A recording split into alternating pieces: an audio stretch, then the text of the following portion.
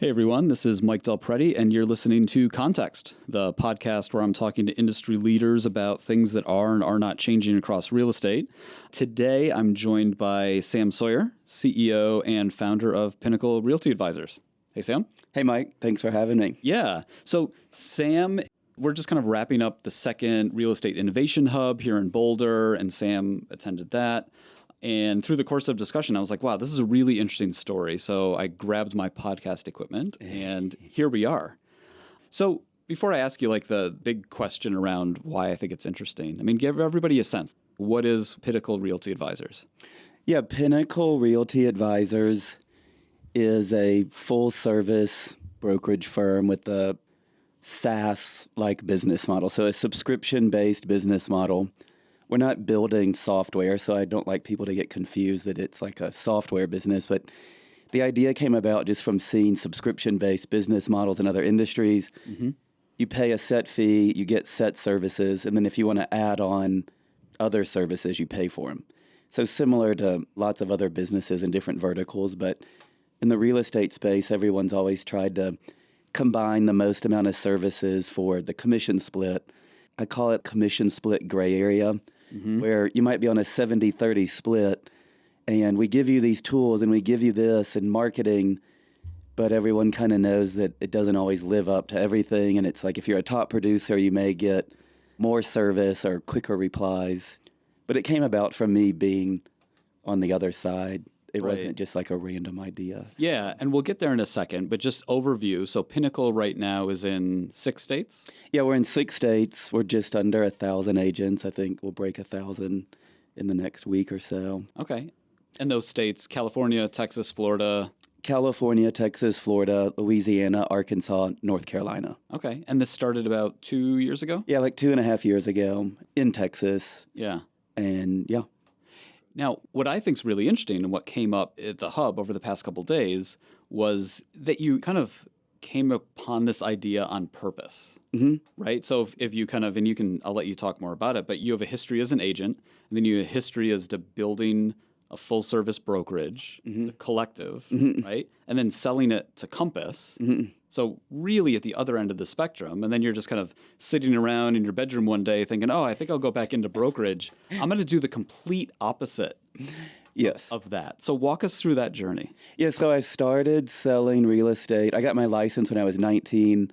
I went to school at SMU in Dallas. I played lacrosse there, started helping teammates find rentals, and then it kind of spread to like just friends on campus. I graduated 2009. Horrible time to graduate. Never thought I would be a real estate agent, but just kept working at Sotheby's in Dallas. Left Sotheby's and started the Collective with 2 other agents from Sotheby's.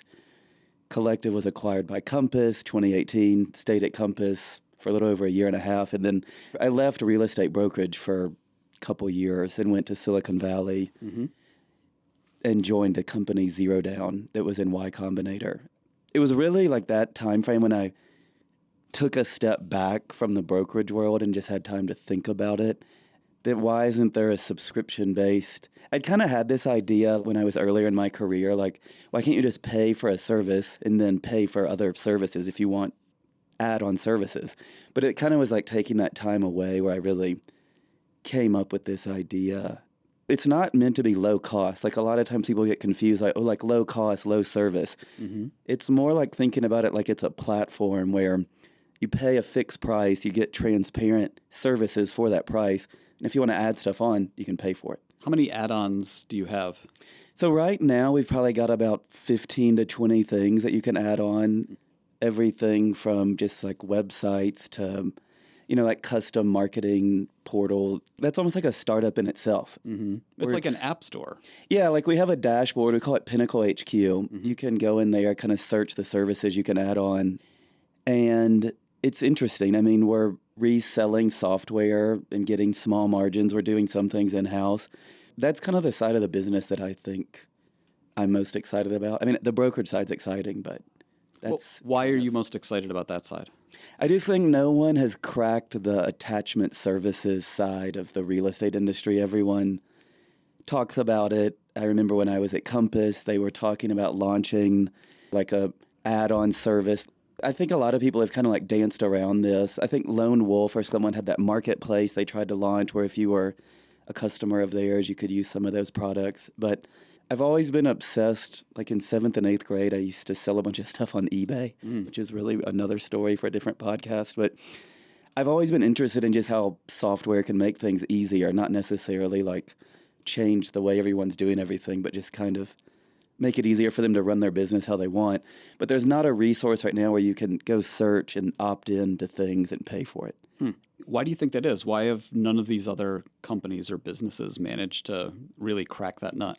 Yeah, I mean, I think it's because the industry has this commission split mindset where you give enough services so people stay at the company, but not too much that you lose money. That's what I call the commission split gray area. And the gray area is getting grayer and grayer because margins are getting worse and worse. Like, you know, in the 1970s, firms could get away with 50-50 commission splits because you literally had to go into the office to know what was on the market. You think about like how all this started.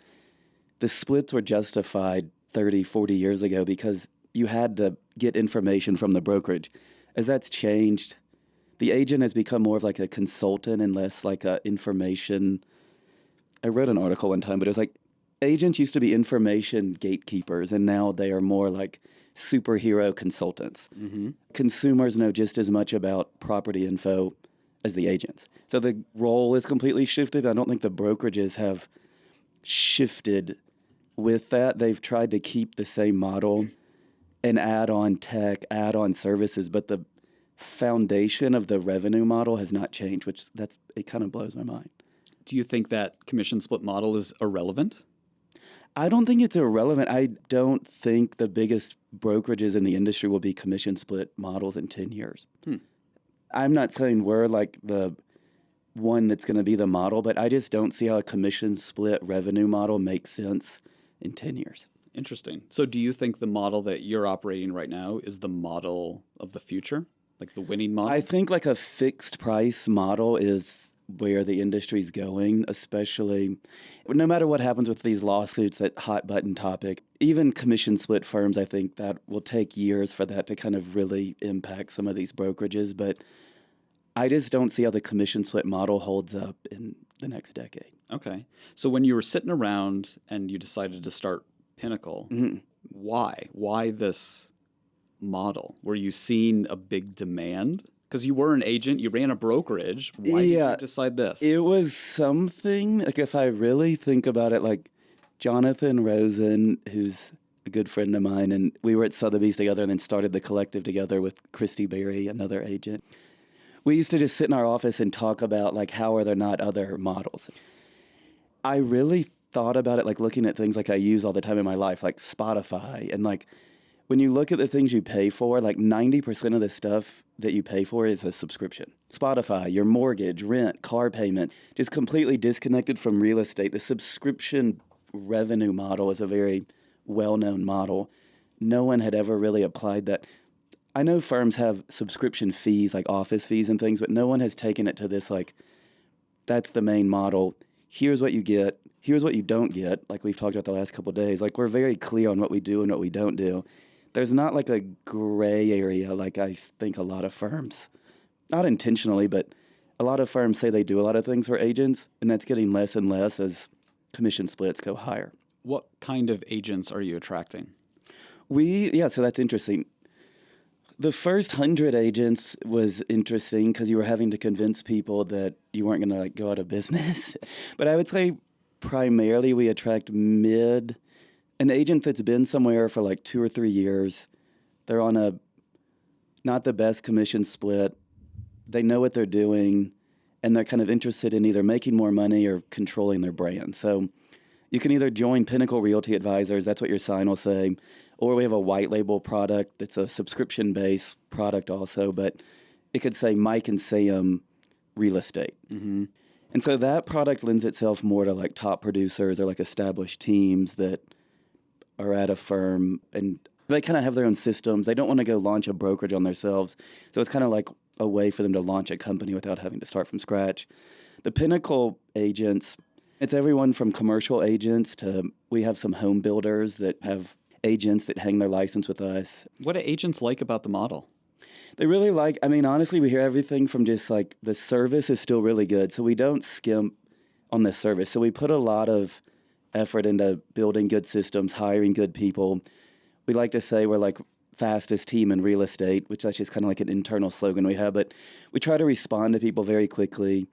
We have really good support from everything from questions to if they just need something, we try to be there for them. And then they like that it's really transparent on the pricing. There's no hidden fees. It's literally one monthly fee. If you add a team member to your team, another monthly fee. If you have your license in multiple states, another monthly fee. Mm-hmm. If you want to add a website on, monthly fee. So there's no like unknown. They can kind of plan out their whole year. Oh, I'm going to owe Pinnacle X amount of money this year.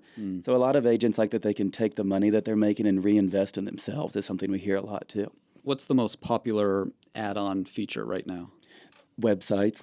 We have some partnerships with Playster, Chime, Luxury Presence. And then, yeah, I would say like adding a website and then marketing types. We're still experimenting with marketing services. But I think that's a place where we could really offer a lot more. Okay. So a couple days ago, you shared this really interesting recruitment story and kind of a key learning out of that. Mm-hmm. Yeah, so something we've learned being in this kind of brokerage, I came from kind of the traditional world, Sotheby's, our boutique firm, and then Compass.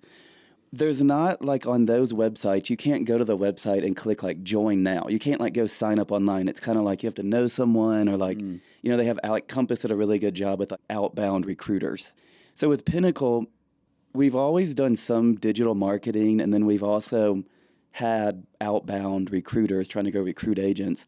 Just something that I learned with this company is the outbound does not work as well as the inbound. So it's like if someone's looking for like a new model or a new way to run their business, a lot of people will either hear from one of our current agents or they'll start searching online. So like 90% of our agents come through like a digital marketing channel. 10% probably come from like referral, or our sales team still does some outbound, but we just learned that trying to pull an agent out of a traditional firm to a new model just didn't work for us. And so we spent a lot of money on the outbound in-person type recruiting, which seems normal to me coming from that world, but with this model, it's not something that we're not putting a lot of effort into anymore. So are potential agents literally just going to your website, filling out a form, and clicking join and pulling out a credit card? Yeah, so it doesn't happen a lot, but I bet a few times a month we'll have what we call a blind sign up where no one has spoken to them. You can fully sign up on our site, like checking out on like a retail store. Usually they'll at least have some sort of inbound, fill out a form, someone from our team will call them. And I usually say someone either signs up within 1 week or 6 months. So they're either like ready to go, they've already kind of know about the product or know an agent at the firm, they just want to sign up, switch. Or it takes a few months of them doing their research and they're looking around. But our retention rate has been really high. I know we haven't been around that long, but we haven't seen a lot of churn. Our biggest churn is someone leaving the industry, or maybe we're not a full-time agent, they're not renewing their license or something like that. Yeah. Okay. That makes sense. Is there one particular piece of technology you've either built or partnered with that you're excited about when you think about the next, say, 6 to 12 months? Yeah, I mean, I think with us, so we're not building a lot of tools from scratch. Our kind of mentality is if there's a piece of software out there, we'd rather partner with someone than build something ourselves. I think just in general, tech has become so much cheaper that a company like this couldn't have existed even like 5 years ago because the infrastructure would have been too expensive. And I think a lot of brokerages try to reinvent things that are already working, where like, I think our value is still kind of old school. We have a new school model, but we still are like old school in the sense where it's like good service, good support, which that's old school, I guess, in today's world. We're trying to bridge the gap with like old school service, new age business model. So I think about innovation more around the revenue model and the service side and less about a particular software or something giving us an edge. Like, I think the industry got caught up in this software arms race, I call it, the last decade. With Compass has done amazing things for the industry, but it forced other companies to start spending a lot on software. I don't know if agents, if you go ask many agents, they're not like going to say, oh, the reason I'm a good agent is because my CRM is better than Mike's.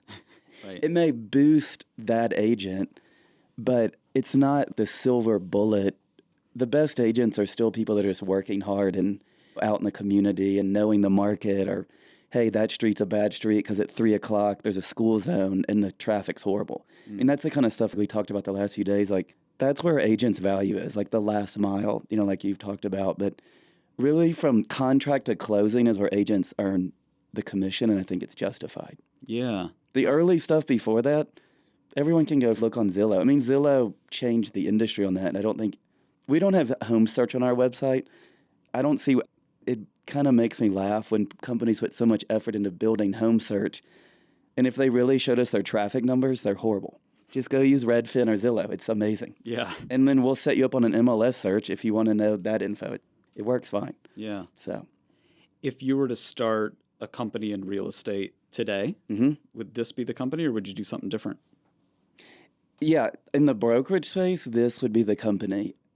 This week's made me even more excited about some things we're doing, and it's made me rethink some of the things I've been thinking about. But I do think we just got lucky with the timing. I mean, the last year has been interesting because a lot of people are like, oh, hey, Sam, how's the company? They think we're doing horribly because macro headlines are so bad for the industry, interest rates, yada, yada, yada. Transaction volumes are down.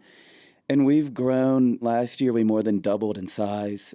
We are seen as like a low-cost option compared to other firms. So we've taken advantage of agents being slower. But I don't want us to be known as a low-cost firm at all, because I think you get bucketed like low-cost, low service. And so something I'm trying to think about is this like longevity thing. And the service side, I think, is what becomes our moat in a sense, if we can really build that out at scale. How do you want to build that out?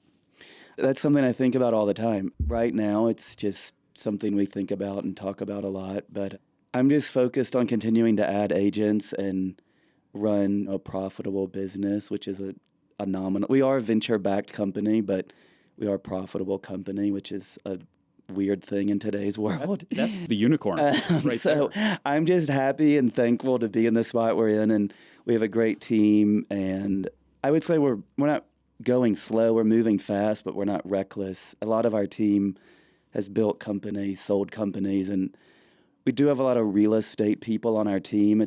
We're not coming at this from, oh, we have this idea, real estate needs to be disrupted. I think there's been a tone around that in the venture world in the last decade, and a lot of people don't realize how hard real estate is if you haven't been involved. So that's an understatement. I invite outside people to challenge real estate people, because it's way harder than it seems, and it's not like stockbrokers or travel agents like a lot of people like to compare real estate agents. Yep.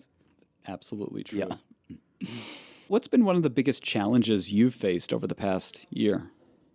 Yeah, the biggest challenges for me have easily been around finding where our brand fits into the market, hiring properly, like on our staff side, and just a fast-growing company, and making sure you're putting people in the right place, like on the team side, so like behind the scenes. And then also just building systems.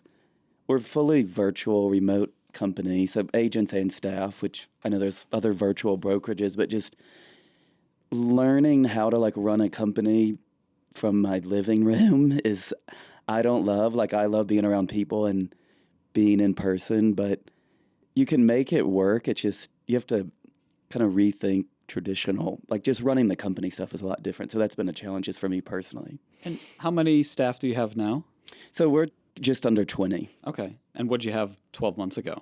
We were over closer to like mid, like 25, 26. Okay, so you've had to kind of right size. Yeah, so we've let some people go towards the end of last year and have just kind of outsourced some things that we were doing internally. Got it. We put a lot of effort into like brokerage and operations. So like all of our brokers have been brokers. We don't just like get a license, launch a state. So I would say our strongest, not weapon, but like a strong part of our company is brokerage and the operations side.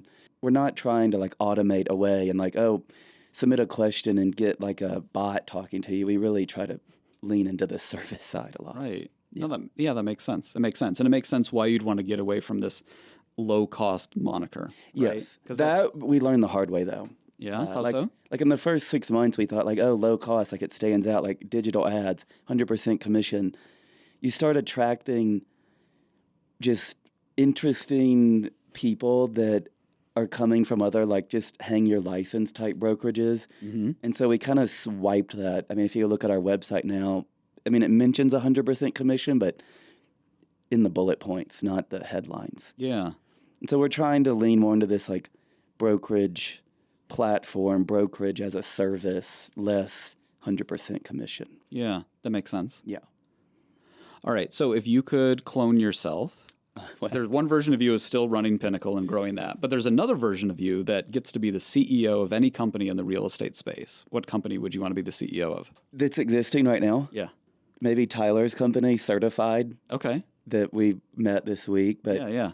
Tyler's my new friend, and Mike may have known him before, but he runs a security payments platform to reduce wire fraud. I think that's super interesting because it blows my mind how wires are sent in the real estate space. Yeah. And just the way money moves. And I'm really interested in payments and like fintech type ideas. So I think, yeah, it wouldn't be a brokerage. I think I would be interested in doing something in this space afterwards, maybe on a different side of the space. So I think that's super interesting. Why? Why not a brokerage? I don't know. I'm 37 now, so almost half my life has been in the brokerage world outside of the detour to Silicon Valley. I love real estate, and it would just challenge my mind. Okay. I don't, brokerage isn't easy for me, but it is very, like I know it very well. Mm-hmm. And so I'd love to challenge myself just in another part of the industry. Okay. That's great. That makes a lot of sense. Yeah. So you mentioned Tyler, and you've talked about the past couple of days, the hub. How was that experience for you? The hub was incredible. I mean, I didn't know what to expect coming into it. I showed up because Mike's research is something I love. I love reading. I love data. And I'd always just been a fan of Mike's work. I love Boulder. So I knew that by showing up, if someone's showing up to something like this, they're motivated and curious and interested to learn. Mm-hmm. And so just meeting people like Gene, who runs an MLS, I would never meet someone like that in this setting where you just actually, like, I feel like I'll be friends with him after this. Mm-hmm. But just meeting people that come at the industry from such different places. Craig's done all kinds of things, Tyler's company. Yeah. And then talking to people that run brokerages like I used to be involved with. It's just interesting, unique setting where you can meet people and actually talk to them and learn things. And it's not like a conference where you're just running around speaker to speaker, coffee, happy hour, wake up, this, that. It's actually been very insightful for me. Any particular kind of learning or key takeaway? Yeah, my high-level learning is that the industry is way bigger than I remember. I think about sometimes because when you're running a business, you get so ingrained or just day to day, you're just thinking about your company and your part of the industry, brokerage, this, what are these guys doing? What's going on here? When coming to something like this, you just realize how big real estate is, how many companies can exist in this space. It's not like a zero-sum game where like Amazon, it would be hard to compete with Amazon, or it's hard to compete with Coca-Cola. Even if I gave you $20 billion, it would be hard to create Coca-Cola. Mm-hmm. But like in this space, there's room for traditional firms. There's room for models like us. There's room for all kinds of companies to exist. And that's just like high-level perspective I take away from this. All right. And you said you've listened to this podcast, a couple episodes. Yeah. Is there anything in particular you've learned? I've learned your network is incredible, and it's cool to see all the people that you are able to pull into your world. And I feel like listening to your podcast, people are more open and sharing stuff than they are on other podcasts. I don't know why that is, but I feel like I've just learned how like real, like day-to-day type stories, like the Ladder and Bloom CEO, I really like that one because I think it's cool that she comes from this traditional firm, but then they're acquiring a company that kind of looks like mine. Yeah. And they're not acting like the traditional firm's the only way. I think there's some people in our industry that get like their head in the sand where they're like, this model is the only model. And that kind of like drives me crazy. It's like, I'm very open-minded and like to learn from different people. And so I think I've learned a lot about different companies from your podcast. Oh, cool. Great. Yeah. So I'm going to end with a question I usually start with. I see you with coffee there. How do you typically start your day, Sam? So I wake up pretty early, 6 to 6:30. I exercise a lot. I'm not an exercise right when I wake up person. So generally, coffee, I avoid the computer for like 2 hours. I read a lot. So I usually try to read for like 30 or 45 minutes. Nothing real estate, just books. I'm not a big newsletter, social media person. Coffee, read, and then usually go walk around my neighborhood, and then What a lovely way to start the whatever day. happens from there. It's taken me a couple years to get to that point. I used to be like, wake up, computer, computer, computer. Yeah. But something, I don't know, during COVID, I've always liked to read, but I just started reading a ton. And It yeah, helps, right? It yeah, just it kind of helps. expands your brain, going in different directions. And Yeah, and then like I write, like I don't have my journal right here, but if people know me, they know I'm always carrying around a notebook and they wonder what's in it. And sometimes it scares me what I write in there. But it helps me just clear my thoughts and get things out of my head. So awesome. I love it. And what kind of coffee person are you? just either Americanos or just black coffee. Okay. But I like cinnamon in it. Ooh. Uh-huh. What do you have in your Amante coffee right there? Triple Americano with cinnamon. Great. Yeah. All right. On that note, any other closing thoughts? Thanks for having me, and thanks anyone that's considering going to the hub or visiting Mike in Boulder. I would say it's awesome, and the venue where we are right now, where we had the last couple of days, was amazing. So thank you to this place also, and thanks for having us. Yeah. So we're here at the City Club in Boulder. No, absolutely. I'm really glad you could come along, and I'm glad we could grab all my podcast equipment and, This get is this awesome. in. Thank you. All right, sweet. So that was Sam. I'm Mike Del Prete, and you were listening to Context. If you want to check out more podcasts or more of my research, best place to start is mikedp.com. And yeah, that's it for us today. We'll see you next time. Thanks.